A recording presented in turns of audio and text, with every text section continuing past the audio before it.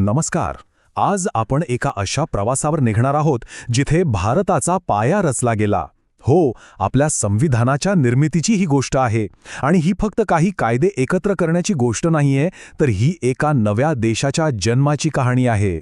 पण एक विचार करा, इतकं मोठं, इतकं महत्वाचं आपलं संविधान, ते काय एका रात्रीत लिहून तयार झालं असेल का? उत्तर आहे अजिबात नाही. यामागे होती अनेक वर्षांची मेहनत, मोठा संघर्ष आणि कित्येक लोकांचे अथक परिश्रम. चला तर मग बघूया हा प्रवास नेमका सुरू कसा झाला. तर कुठल्याही मोठ्या गोष्टीची सुरुवात होते एका छोट्या कल्पनेतून. पाहूया आपल्या संविधानाची कल्पना कशी जन्माला आली. ही कल्पना सत्यात यायला खूप मोठा प्रवास करावा लागला. सगळी सुरुवात झाली 1934 मध्ये, जेव्हा M.N. रॉय यांनी पहिल्यांदा संविधान सभेची मागणी केली. मग बऱ्याच वर्षांनी 1940च्या ऑगस्ट ऑफरमध्ये ब्रिटिशांनी ती मागणी मान्य केली, पण फक्त तत्वतः. आणि मग फायनली 1946च्या कॅबिनेट मिशन प्लॅननंतर संविधान सभेची स्थापना झाली. म्हणजे बघा, एका कल्पनेला प्रत्यक्षात यायला तब्बल 12 वर्ष लागली. बरं, सभा तर तयार झाली, पण यात होतं तरी कोण? कोण होते ते शिल्पकार ज्यांनी हे मोठं काम हाती घेतलं होतं?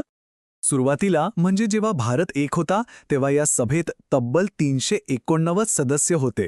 विचार करा, संपूर्ण देशातून आलेले, वेगवेगळी मतं असलेले लोक एकाच ध्येयासाठी एकत्र आले होते. पण मग एक दुःखद घटना घडली. देशाची फाळणी झाली आणि साहजिकच सदस्य संख्या कमी होऊन 299 झाली. हा फक्त एक आकडा बदलला असं नाहीये, तर त्या काळात किती मोठं आव्हान समोर उभं होतं हे यातून दिसतं. आणि हो, एक इंटरेस्टिंग गोष्ट, हे सदस्य थेट लोकांनी निवडलेले नव्हते.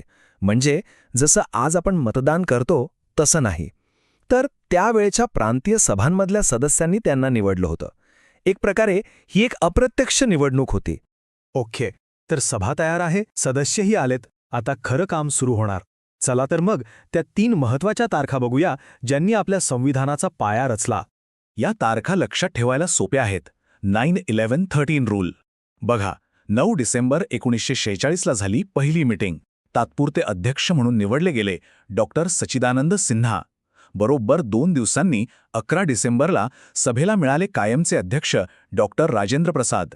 आणि मग परत 2 दिवसांनी 13 डिसेंबरला पंडित नेहरूंनी तो ऐतिहासिक उद्दिष्टांचा ठराव मांडला, जो पुढे जाऊन आपल्या संविधानाची प्रस्तावना म्हणजेच प्रियांबल बनला. म्हणजे बघा, एकामागोमाग एक कसे महत्त्वाचे निर्णय घेतले. आता संपूर्ण सभा काम करत होती, पण खरा ड्राफ्ट म्हणजे कच्चा आराखडा बनवण्याचं सगळ्यात मोठं काम एका खास समितीकडे होतं, मसुदा समिती.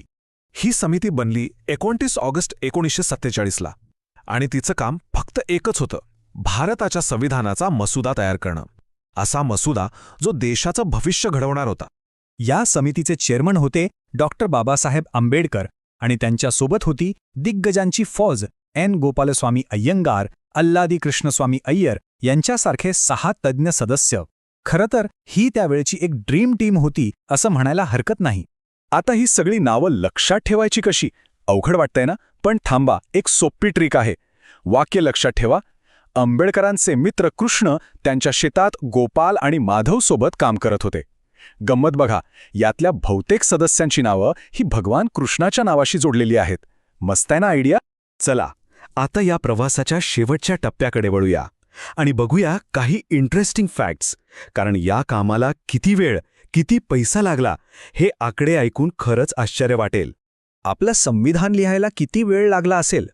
तब्बल 2 वर्ष, 11 महिने आणि 18 दिवस, म्हणजे जवळपास 3 वर्ष. ही काही 100 मीटरची स्प्रिंट नव्हती, तर एक मोठी मॅरेथॉन होती. आणि खर्च? त्या काळी या कामासाठी अंदाजे 64 लाख रुपये खर्च झाले होते. विचार करा, आजच्या हिशोबाने ही रक्कम किती प्रचंड असेल. यावरून या कामाचं गांभीर्य लक्षात येतं.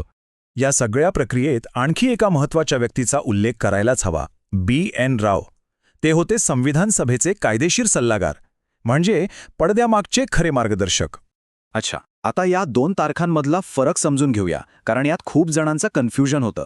26 नोव्हेंबर 1949 या दिवशी आपलं संविधान स्वीकारलं गेलं, म्हणजे ते फायनल झालं, त्यावर सह्या झाल्या.